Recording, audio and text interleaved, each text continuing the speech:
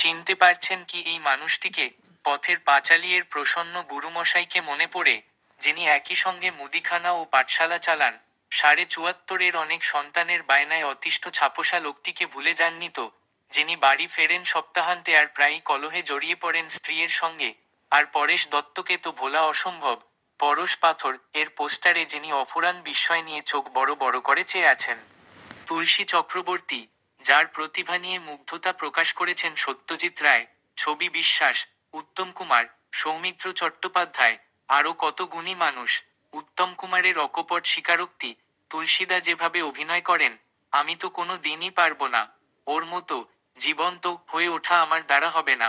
সত্যজিৎ রায় বলেছিলেন, তুলসী চক্রবর্তীর অভিনয়ের কদর এই পোড়া দেশে কেউ করে না। তবে আমেরিকায় জন্মালে উনি নিশ্চিত অস্কার পেতেন। নায়ক অভিনেতা সৌমিত্র বলেছেন, কেউ যদি দেখাতে পারেন অমুক ছবিতে তুলসী চক্রবর্তী খারাপ অভিনয় করেছেন, তাহলে আমি লক্ষ টাকার বাজি হেরে যাব। উঁচু দরের সহজাত অভিনয় ক্ষমতার মালিক ছিলেন তিনি। নির্মল দে পরিচালিত 74.5 ছবিতে প্রথম তিনি মুখ্য ভূমিকায় অভিনয় করেন।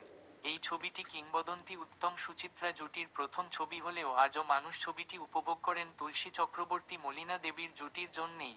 অভিনয়ের নিজস্বতায় সর্বত্রই তিনি সামান্য সময়ের জন্য পর্দায় এলেও অসামান্য প্রতিভার স্বাক্ষর রেখেছেন।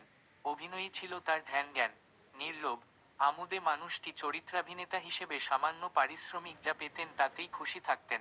বঞ্চনার বোধ তার ছিল না।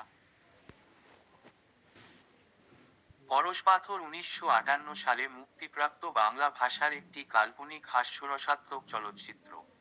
এটি অপু ত্রয়ীর পর সত্যজিৎ রায়ের প্রথম পরিচালিত চলচ্চিত্র। এ চলচ্চিত্রটি তার প্রথম হাসির, জাদু ও পরাবাস্তব ছবি। চলচ্চিত্রটি রাজশেখর বসুর পরশুরাম ছোট গল্প পরশ পাথর অবলম্বনে তৈরি। সত্যজিৎ রায় তাকে যখন পরশ পাথর ছবির মুখ্য চরিত্রে অভিনয়ের আমন্ত্রণ জানালেন, তিনি কেঁদে ফেলেছিলেন এই সম্মানে। সত্যজিৎ রায় তাকে বেশি সাম্মানিক দিতে চাইলে তিনি জানিয়েছিলেন, বেশি টাকা নিলে ইন্ডাস্ট্রিতে কাজ নাও পেতে পারেন। আর সবাই মনে করতে পারে, তার দর বেড়ে গেছে। স্বল্প পারিশ্রমিক দৈনন্দিন কাজ তার আহার জোগায়, তা যদি বন্ধ হয়ে যায়, হঠাৎ একটি ছবির জন্য বেশি পারিশ্রমিক নিয়ে তার কী লাভ? এ কথা অনস্বীকার্য যে, সত্যজিৎই একমাত্র তুলসী চক্রবর্তীর সঠিক মূল্যায়ন করেছিলেন। একটি বিশ্বমানের ছবিতে প্রধান চরিত্রে অভিনয় করার জন্য তিনি আমন্ত্রণ জানিয়েছিলেন তাকে। এবার এই কিংবদন্তি শিল্পীর কিছু অভিনয়ের অংশ শুনুন পরপর। প্রথমে পথের পাঁচালী, তারপর পরশ পাথর, এরপর 74.5 ও সব শেষে শ্যামলী ছবি থেকে। সেই জনস্থান মধ্যবর্তী, সেই জনস্থান মধ্যবর্তী।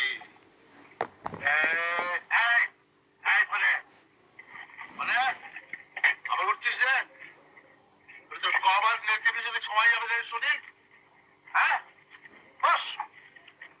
এই সেই জনস্থান মধ্যবর্তী। কিরে উঠি, তোর আবার কি চাই? মুড়ি 1 পয়সা দে, পয়সা দে।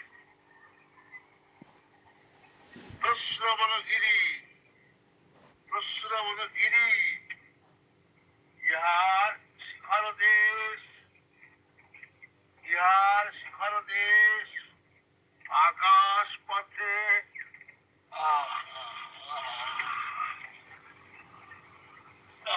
আকাশ পথে সতত সমীর সঞ্চারমান, সতত সমীর সঞ্চারমান, সতত সমীর সঞ্চারমান, জলধার পটল সংযোগে।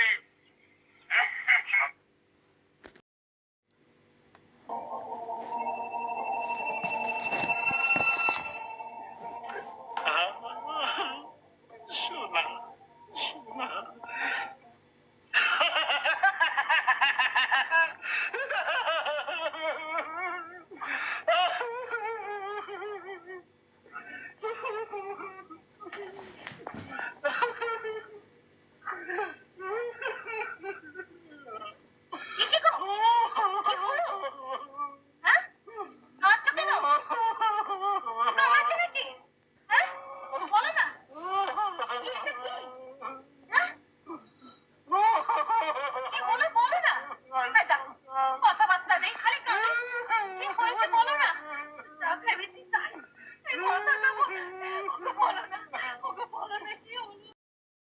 শুকিয়ে গেছে দেখছি।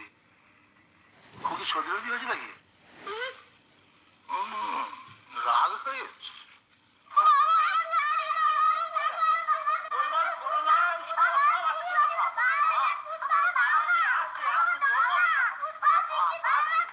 সব আছে। কি মানে শুধু শুধু ঝগড়া করছে, মারিস কেন, গায়ে হাত তুলিস কেন? প্রত্যেক কথায় কথায় যাবার দশ বাপরি বাপরি বাপ, গাড়িতে কি পা রাখবার ঝোঁ আছে? আরে ওইরাম আমাকে দে বাবা। সারু, খেলনাগুলো গুছিয়ে রাখ মা। আর তোর মাকে একবার ডেকে দে শিগগিরি। শিগগির ডেকে দে, কোথা গেল কোথা সব? কেন মা এসে আবার কি করবে?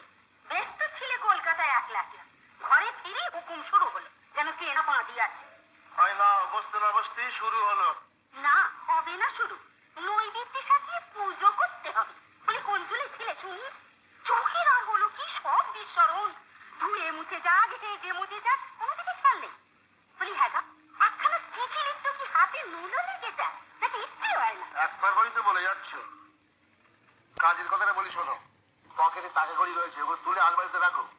আর তোমার কানের ফুলের প্যাচটা আলগা হয়ে গেছিল, দেখো তো ওটা হয়েছে কিনা। মানে ছেলের বাপ হয়ে উনি আপনার বাড়িতে এসেছেন, যেখানে আপনার ওর বাড়িতে যাওয়া উচিত ছিল মেয়ের বাপ হিসেবে। কথাটা আমি ঠিক বুঝতে পারলাম না। মানে আমরা একই জাত, একই শ্রেণী, পাল্টাপাল্টি ঘর, এক গ্রাম এক পাড়া, সব দিক দিয়ে মিলে যাচ্ছে। আর আমার একই ছেলে কার্তিক। আর বলতে গেলে আপনারও একটি মাত্র মেয়ে বিজলি। না, আমার দুই মেয়ে, শ্যামলী আর বিজলি। হ্যাঁ তা বটে। তাই বিজলির সঙ্গে কার্তিকের বিয়ের প্রস্তাব নিয়ে গোবর্ধনদা এসেছেন। মানে গোবর্ধনদার যা কিছু আছে সবাই কার্তিকই পাবে। শুধু গোবর্ধনদা বলতে একটু ভয় পাচ্ছেন যে ছেলেকে একটু কালো বলে। তা ছেলে আবার কালো, সোনার মাদুলি আবার বেকা। বলি কালো ছেলেরই তো ফর্সা পাও দরকার। আর বিজলির পাশে কার্তিককে দেখাবে যেন মেঘের কোলে ইন্দ্রধনুষ। তাই আমি এই প্রস্তাবটা নিয়ে এসেছি দাদা তোমার কাছে। আর তাছাড়া আমার স্ত্রী খুব পছন্দ করেছে তোমার এই মেয়ে বিজলিকে। কিন্তু বিজলির বিয়ে সব ঠিক হয়ে গেছে, এমনকি আশীর্বাদ পর্যন্ত। আহা, বিয়ে ঠিক হওয়া আর বিয়ে হওয়া, বলি সে তার এক কথা নয়। সে বিয়ে ভেঙে দিয়ে বিয়ে দিলেই হয় না, তা কিছুই সম্ভব না। MA পাশ করা লক্ষপতি পাত্রের সঙ্গে ওর বিয়ে ঠিক হয়ে। এত এত উঁচু দরের মন্তব্যের পরেও অর্থকষ্টময় নগণ্য জীবনযাপন করেছেন তিনি। ট্রামে বাসে হাওড়া টালিগঞ্জ করেছেন। 300-র বেশি বাংলা ছবি এবং 20-র বেশি হিন্দি ছবির এই অসামান্য চরিত্রাভিনেতাকে প্রাপ্য সম্মান আজও দেওয়া হয়নি। প্রায় 63 বছর আগে তিনি মারা যাওয়ার পর প্রবল আর্থিক অনটন নিয়ে এই বাড়িতেই কাটিয়েছিলেন তার বিধবা স্ত্রী উষারানী দেবী। তার মৃত্যুর পর স্ত্রী উষারানী দেবীকে কার্যত ভিক্ষে করে বেড়াতে হয়েছে আমৃত্যু। তিনিও প্রয়াত হয়েছেন বছর 13 আগে। তুলসী চক্রবর্তী নিঃসন্তান, তাই বাড়ির দাবিদারও কার্যত কেউ নেই। এলাকার মানুষই আগলে রেখেছেন এই বাড়ি। বারবার সরকারের কাছে দাবি তুলেছেন এখানে তুলসী চক্রবর্তীর একটি মূর্তি বসিয়ে বাড়িটাকে হেরিটেজ ঘোষণা করার। কোথাও স্থাপিত হয়নি তার মূর্তি। আজ 11ই ডিসেম্বর তার প্রয়াণ দিবস। লজ্জায় অবনত মস্তকে ওনাকে জানাই ভক্তিপূর্ণ শ্রদ্ধাঞ্জলি।